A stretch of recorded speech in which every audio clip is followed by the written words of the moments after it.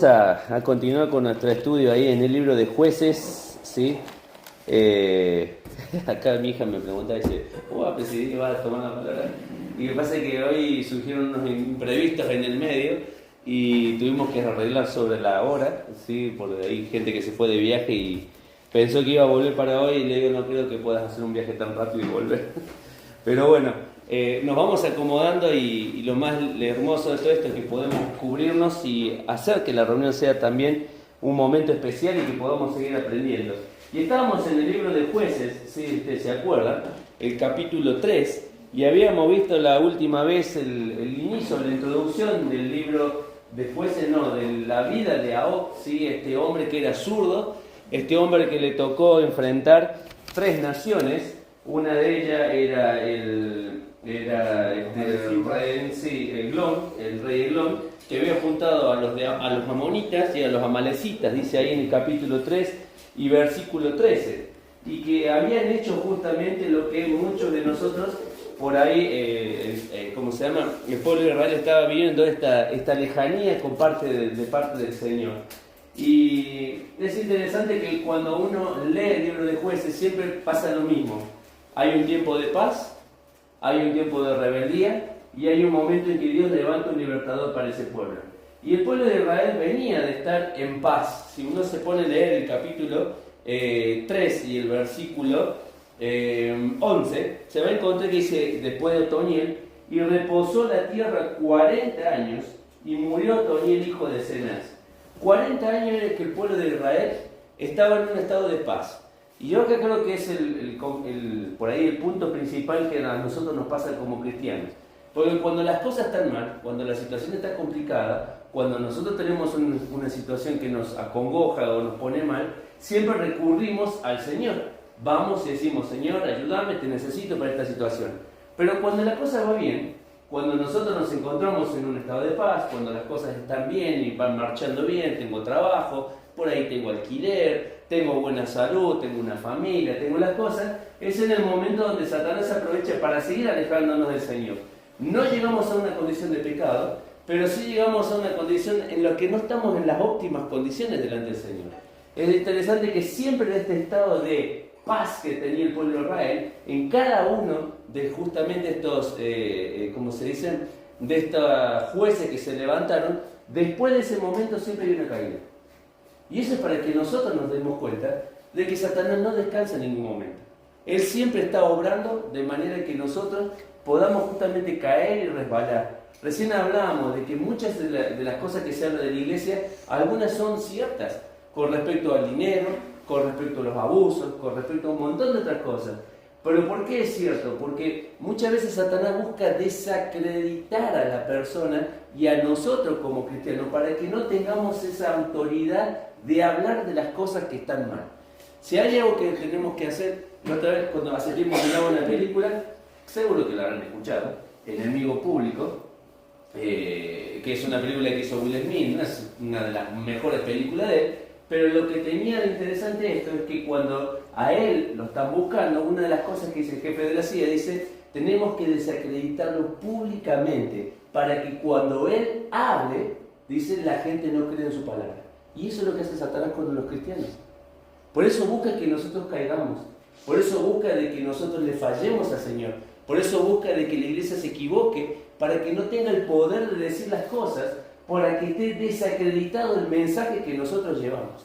Por eso Pablo le decía a Timoteo, ten cuidado de ti mismo. O sea, muchas veces pensamos que el enemigo está afuera atacando, pero el enemigo está en medio de nosotros. Nosotros mismos somos nuestros enemigos porque luchamos para hacer nuestra voluntad con la voluntad del Señor. Y así le pasaba al pueblo de Israel, y así estaba viviendo el pueblo de Israel. Entonces llegaba un momento en que se encontraba en una crisis. Y yo puse acá, no les había dicho el otro día, pero la palabra Ahok en el original tiene que ver con aquel que une o estar unido a. ¿Sí? El pueblo de Israel era un pueblo que estaba, la otra vez lo habíamos visto, estaba totalmente distanciado de Dios, estaba separado. Había dos versículos que vimos la otra vez, para que ustedes se acuerden, dice el versículo 19, mas él se volvió de los ídolos, y dice el versículo 26, Mas entre tanto que ellos se detuvieron, Ahod escapó y pasando los ídolos. ¿Qué era lo que estaba separando el pueblo de Dios de su Dios? Los ídolos. Los ídolos, muy bien, estaba atenta. Eran los ídolos. Los ídolos eran los que estaban separando el pueblo de Dios de esa relación cercana con él. Por eso, cuando Dios levanta a Ahod, Dios estaba tratando de que con Ahod el pueblo volviera a ser uno. ¿Uno para qué? Para seguir a su Dios. Uno para seguir a su Dios. Y dice acá que Ahod, ahí vamos a ver dos cosas importantes de Ahod. Ahod dice, ataca el problema. Versículo 16. Dice así, Jueces capítulo 3 y versículo 16. Dice así, y Ahod se había hecho un puñal de 2 filos, de un codo de largo, y se lo ciñó debajo de los vestidos del lado derecho. Y entró en la presencia de Eglón, rey de Moab. Y era Eglón un hombre muy grueso. Luego que hubo entregado el presente, despidió a la gente que lo había traído. Mas él se volvió desde los ídolos que están en Gilgal y dijo, Rey, una cosa secreta tengo que decirte. Entonces dijo, calla. Y salieron delante de él todos los que con él estaban. Y se le acercó a Ahod, estando él sentado solo en la sala de verano. Y Ahod le dijo, tengo palabra de Dios para ti. Entonces él se levantó de la silla, el rey, entonces alargó a Ahod su mano izquierda y tomó el puñal de su lado derecho y se lo metió por el vientre, dice, de tal manera que la empuñadura entró también detrás de la hoja y la gordura, dice, cubrió la hoja porque no sacó el puñal de su vientre y salió el estiércol y salió Ahod al corredor y cerró tras sí las puertas de la sala y aseguró el cerrojo. Dos cosas para entender acá. Primero, Ahod ataca el problema. Él se encargó justamente de atacar en la cabeza del problema. ¿Quién había juntado a Amón y a los amalecitas? Eglón. Eglón había sido el rey. Y la otra vez habíamos hablado que Eglón era la figura de Satanás. Aquel que siempre está pidiendo que nosotros le rindamos nuestro corazón, nuestra vida, nuestra ofrenda, nuestro dinero, todo lo que nosotros somos. Ya se lo había dicho al Señor Jesús en Mateo 4. Cuando vemos la vida del Señor Jesús, Él le dice, te voy a dar toda la gloria de los reinos si postrado me adorares. Eso es lo que pide Satanás, que la adoración que nosotros le damos a Dios la podamos desviar y se la demos a Él, porque Él reclama para sí mismo la gloria que le pertenece solo a Dios el Padre. Por eso es importante entender que este Eglón era la cabeza del problema y justamente Ahod va y ataca a esta cabeza, porque era justamente el que había juntado las dos naciones para que fueran en contra de él. ¿Y saben cuál es lo más importante acá? Que el Señor siempre está marcando los problemas. Que el Señor siempre está marcando qué es realmente lo que nosotros debemos cambiar. Miren, vamos al pasaje de hoy en la mañana del devocional. Marcos capítulo 10. A ver si ustedes se acuerdan de esto. Marcos capítulo 10. Volvamos ahí. Marcos capítulo 10. ¿Sí? Hoy vimos en el devocional esta parte preciosa del joven rico. ¿Sí? Marcos capítulo 10 y versículo 17. Capítulo 10, versículo 17. ¿Sí? Ahí dice que al salir él para seguir el camino, vino uno corriendo hincado de rodillas y le preguntó, Maestro bueno, ¿qué haré para heredar la vida eterna? Y Jesús le dijo, ¿por qué me llamas bueno? Ninguno es bueno sino solo Dios. Los mandamientos sabes, no adulterarás, no mates, no hurtes, no digas falso testimonio, no defraudes, honra a tu padre y a tu madre. Entonces respondiendo él dijo, Maestro, todo esto lo he guardado de mi juventud. Y acá está la frase que creo que vos tenés que prestar atención y yo también quiero prestar atención. Dice entonces Jesús, mirándole, le amó y le dijo, una cosa te falta, anda y ve todo lo que tienes y dalo a los pobres y tendrás tesoro en el cielo. Y bien, ven, sígueme tomando tu cruz. Pero él saliendo afligido por esta palabra se fue muy triste porque tenía muchas posesiones. Y acá está justamente lo que a nosotros a veces no nos gusta. Hoy vivimos en una sociedad donde no hay que marcar el error. Desde que nosotros comenzamos la escuela, de toda esta movida desde hace 5 o 6 años, siempre se está hablando de que no hay que marcar los errores para que los chicos no se frustren. Siempre nos están diciendo que no hay que marcarlos ni con rojo ni con nada para que esto justamente no sea contraproducente para ellos y no entorpezca su desarrollo. Pero fíjate que no marcar el error justamente está haciendo la actitud opuesta a lo que el Señor pide. Que cuando uno marca el error, no es porque realmente odia a la persona, no es porque lo quiere dejar en evidencia, sino porque quiere y ama a esa persona. Cuando este hombre discípulo se acerca y le dice, Señor, hice todo esto, el Señor lo mira y dice, con amor, dice, aún te falta una cosa. ¿Dónde puso el énfasis? ¿En todo lo bueno que estaba haciendo? No, puso el énfasis en lo malo que todavía tenía que cambiar. En aquello que le faltaba todavía hacer. ¿Y saben qué? Así nosotros debemos pasar por el ojo del Señor. Y quien se acerca a marcarnos a nosotros, justamente lo hace porque nos ama. Porque no quiere que sigamos igual. Porque no quiere que sigamos en el camino del pasado, ni aferrados al pasado, sino que nos aferremos al presente, en su palabra, en su voluntad, en su propósito para tener justamente una vida abundante aquí en la tierra. Primer joven que Dios le marca esto es al joven rico. ¿A quién más le marcó cosas el Señor que tenía que cambiar? Donde puso el foco en las cosas que tenía que cambiar.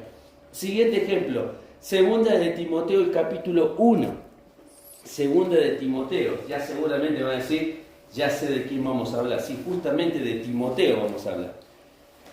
Segunda de Timoteo, el capítulo 1 y el versículo 5.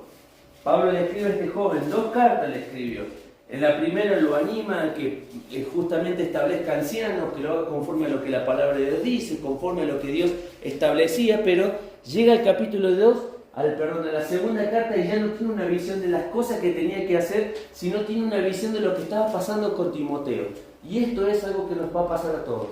El momento que nos empezamos a desanimar en el camino del Señor. En el momento en que empezamos a bajar los brazos. En el momento en que empezamos a quejarnos de las cosas que nos pasan.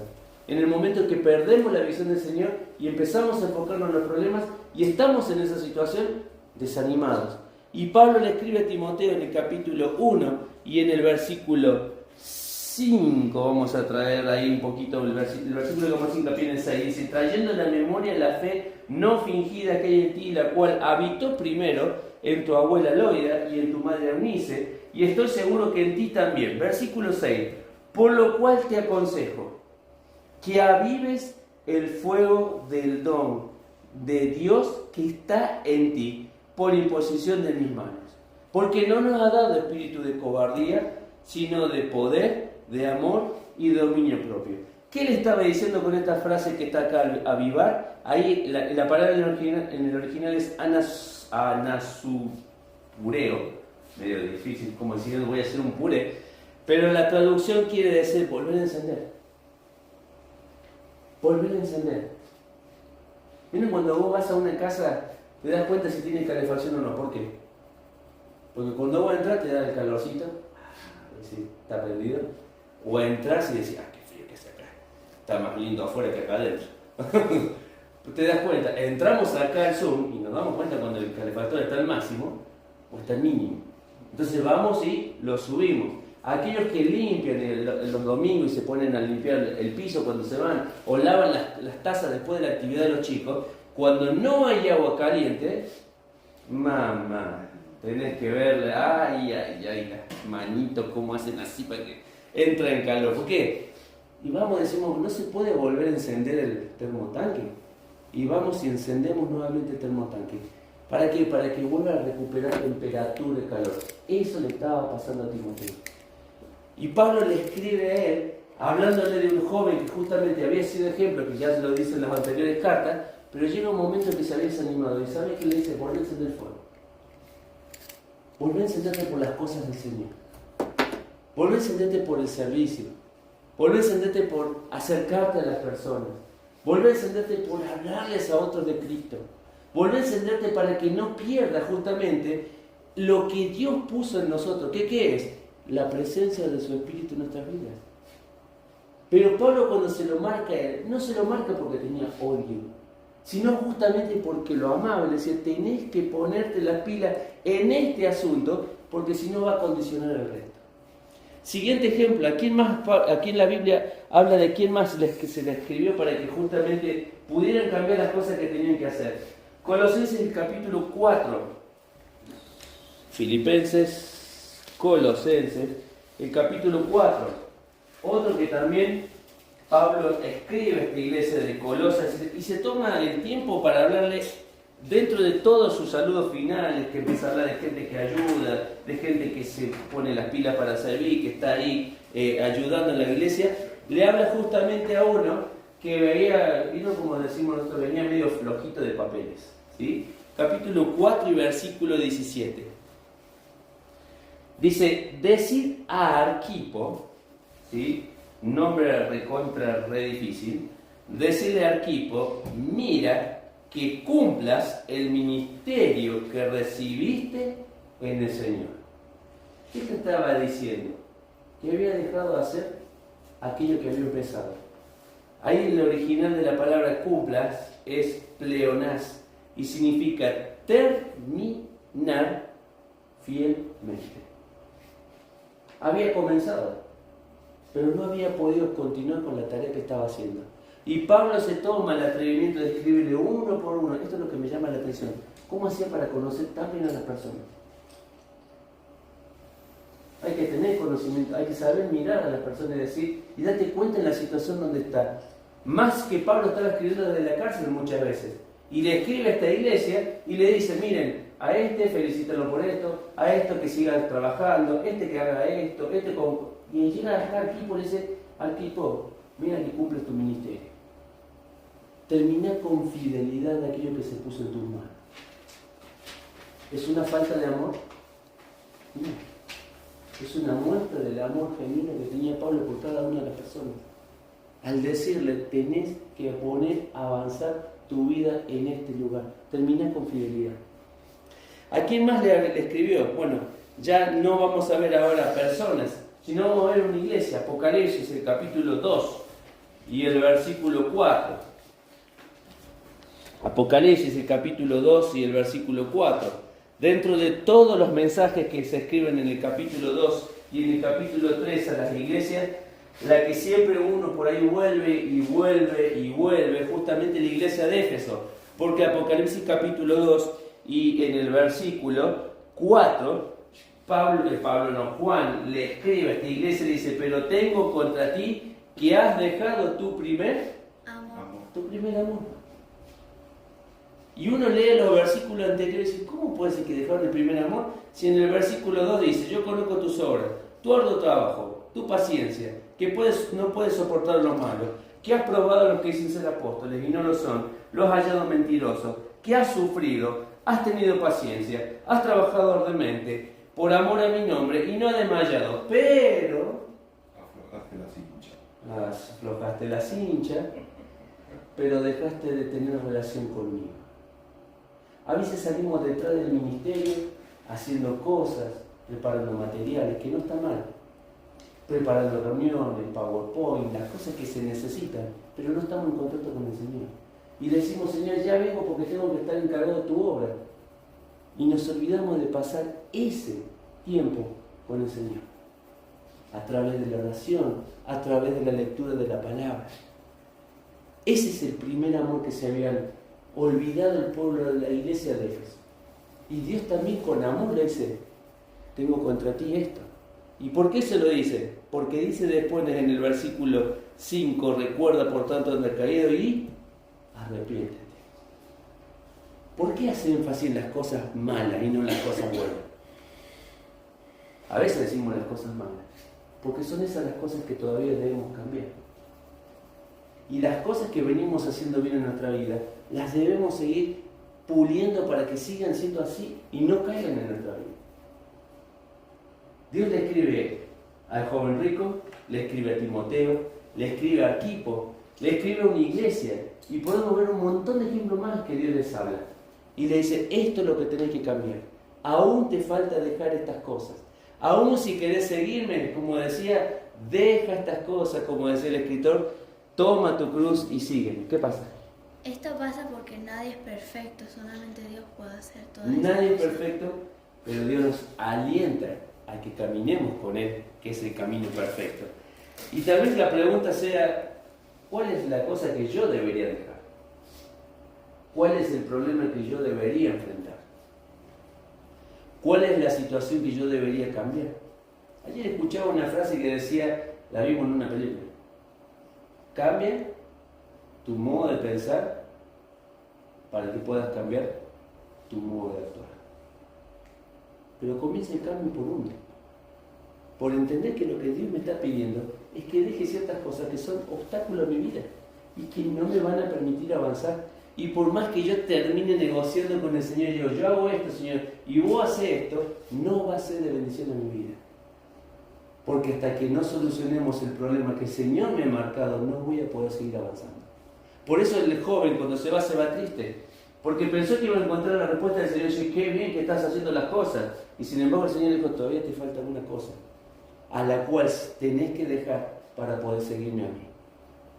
Por eso el Señor nos llama a cada uno de nosotros, enfocarnos en el problema. Ahora se enfocó en el problema, en la raíz del problema, era Eglón.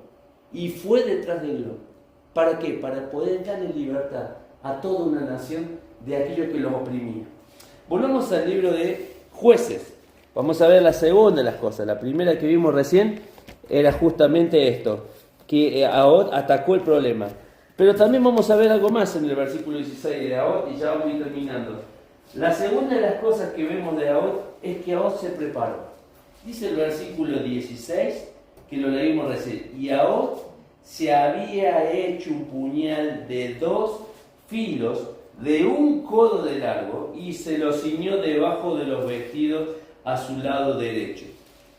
Muchas de las personas que he escuchado que han hablado de este pasaje siempre han hablado de que el hecho de que se lo haya puesto del lado derecho, el cuchillo, o a esta daga o arma de 2 filos, justamente muchos dicen que se lo puso del lado donde era más débil, porque él era zurdo y al ser zurdo, ¿cuál era la mano que mayor manejaba? La zurda.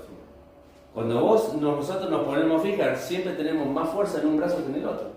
Y no es porque seamos deformes, sino porque le damos más uso a una que a la otra. La derecha, más que la izquierda en mi caso, pero hay otras personas que utilizan más la zurda que la derecha. Entonces se supone que en el brazo que más utilizan, ya sea para escribir, para hacer los trabajos, hacer fuerza, es la que mayor destreza tiene. Y él se puso el cuchillo del lado derecho, del lado donde era más débil. Pero es el lugar donde, por eso, es el lugar más fácil para poder sacar el cuchillo. Ahora, ¿qué es lo que quiero decirte con esto? Él se había preparado. Esto significa que para enfrentar las situaciones, los conflictos, nosotros nos tenemos que preparar. No hay forma de trabajar en la obra del Señor si no preparamos nuestra vida. Y en especial preparar el corazón. Dice acá, y preparó un puñal de 2 hojas. Hay un ejemplo de que alguien preparó su corazón para esto. Y es en el libro de Esdras.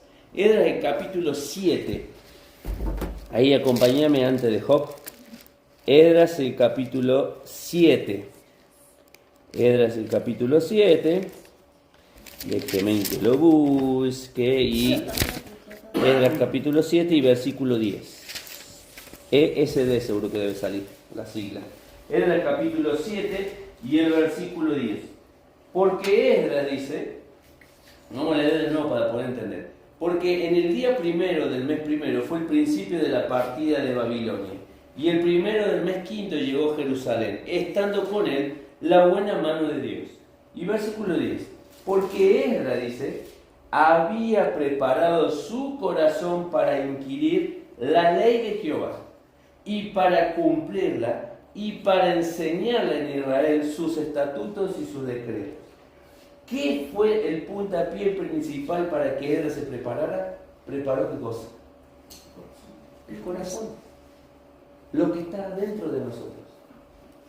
La Biblia no habla que hizo en todo ese tiempo para presentarse delante del rey.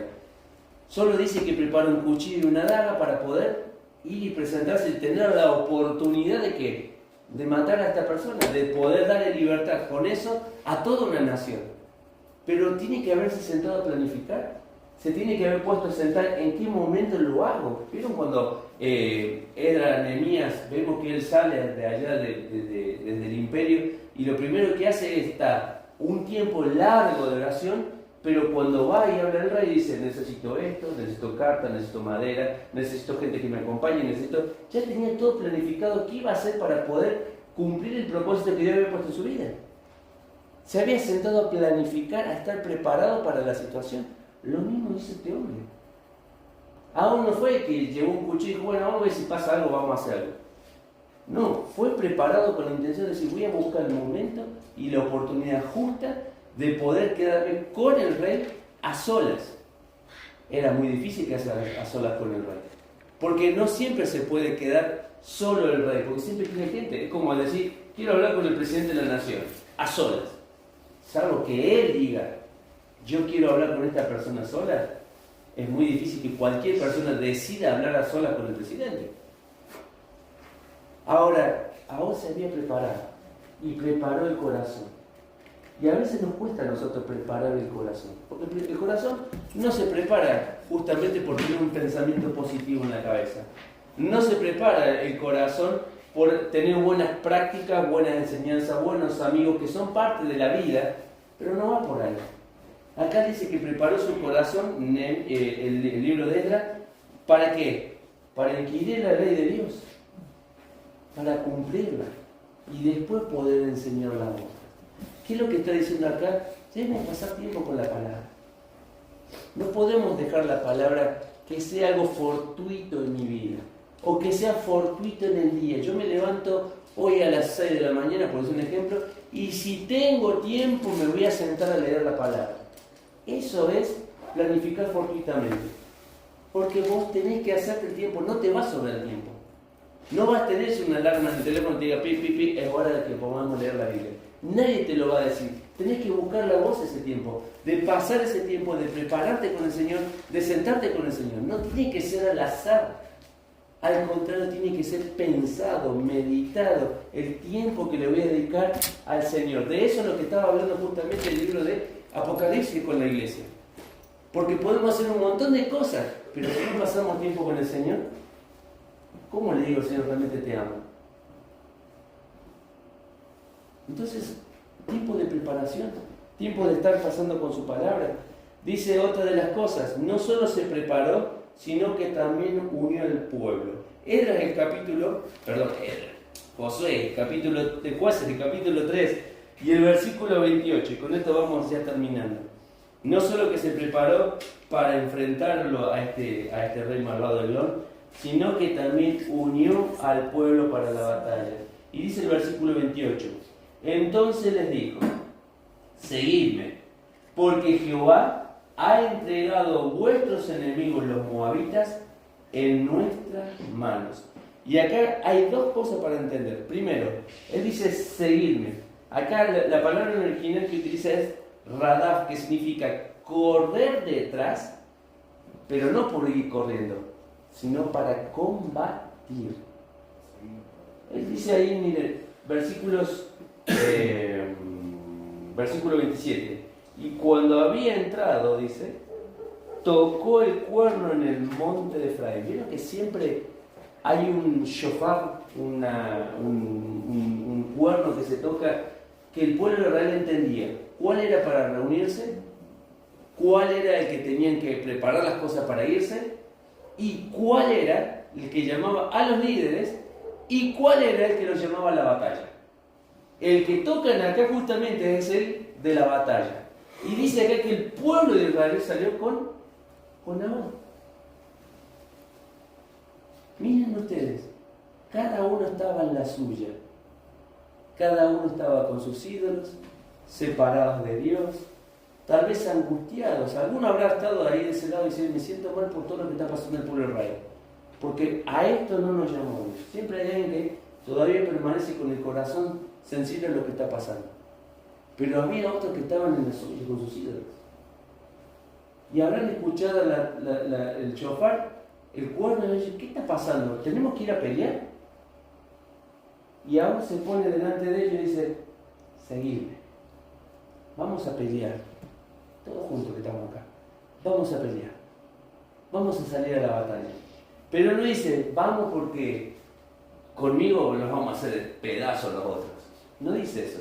Dice ahí en el mismo pasaje del versículo 28, seguidme porque Jehová ha entregado a vuestros enemigos. Y acá la palabra entregar significa poner en la mano. ¿cómo sabía ahora que Dios le iba a entregar a los enemigos si no fue porque pasó tiempo con el Señor le ha dicho, después de que mates Eglón, convoca a la gente y yo voy a salir con vos a la batalla?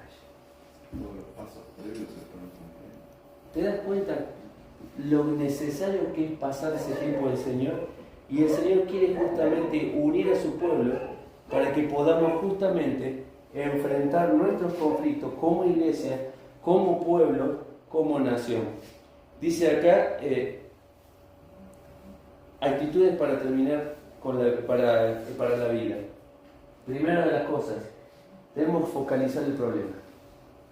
Uno sabe dónde está su talón, como decimos, de Aquiles. Y uno sabe dónde está la debilidad de uno. ¿O no? Todos conocemos en dónde somos débiles. En dónde hacemos una patinada y terminamos en el piso. Sin hacer alusiones personales. Todos sabemos dónde está nuestra debilidad. Entonces acá debemos enfocarnos en cuál es el problema. Segundo, debemos prepararnos para la batalla y para el servicio. Preparar el corazón. Primero, enfoco el problema. Segundo, preparo mi corazón para enfrentar y solucionar ese problema y poder seguir. Y la tercera de las cosas, debo ser muy cuidadoso con lo que dije al principio, con el tema del reposo. Siempre después de una batalla viene el momento de paz. Pero en el momento de paz, cuidemos nuestro corazón también, para que no sea en el momento de paz que el enemigo aproveche para hacernos caer. Esto es lo que vamos a ver en esta tarde con respecto a vos. Que realmente el Señor te ayude a enfocarte en tus problemas, en tus cosas que deben cambiar. Todos tenemos algo para cambiar, algo para dejar y algo para mejorar. Y el Señor está marcando justamente eso, como decíamos hoy en el devocional, porque justamente nos ama. Si hay alguien que nos puede mirar con amor, es solo el Señor Jesús. Saliendo, dice, miró las multitudes y las vio como ovejas que no tenían pastor. Miró un montón de personas. Y en esa mirada había amor de parte del Señor. Pero cuando ve a este joven rico que se acerca, no lo mira con desprecio por ser uno. Al contrario, también lo mira con amor y le dice, todavía te falta cambiar algo. Que podamos nosotros escuchar eso. Y escuchar de que el Señor nos está pidiendo que cambiemos algo. Y no irnos como el joven rico, que se fue como entristecido porque tenía que dejar algo que el Señor le estaba pidiendo. Sino al contrario, que nosotros podamos salir con gozo y decir, Señor, quiero hacer de tu voluntad mi vida. Vamos a orar en esta noche y vamos a terminar este estudio en esta tardecita. Señor, te damos gracias por darnos de tu palabra. Gracias, Señor, por mostrarnos un Naot sencillo, Señor. Un Naot que podríamos ser cualquiera de nosotros, un hombre común, como fue el de una tribu pequeña, tal vez insignificante para muchas de las personas, pero había algo en su corazón que lo hacía estar cercano a ti. Y era que buscaba realmente la oportunidad para servirte, preparando su corazón, enfocándose en sus problemas y, Señor, animándose a confiar. Quien lo lleva a la batalla es el mismo Dios de los cielos. Señor, ayúdanos a nosotros a poder cambiar también nuestra manera de pensar para poder cambiar nuestra realidad. Y ayúdanos, Señor, a enfocarnos en la persona de Cristo, que es la única que nos puede mirar con amor y ayudarnos a mejorar. Señor, bendecí tu iglesia en este lugar, tu iglesia también allí en Bariloche, en San Martín, y en donde se reúnan en tu nombre, para que la gloria sea solo para ti. Bendecinos en el nombre de Cristo Jesús. Amén, Señor.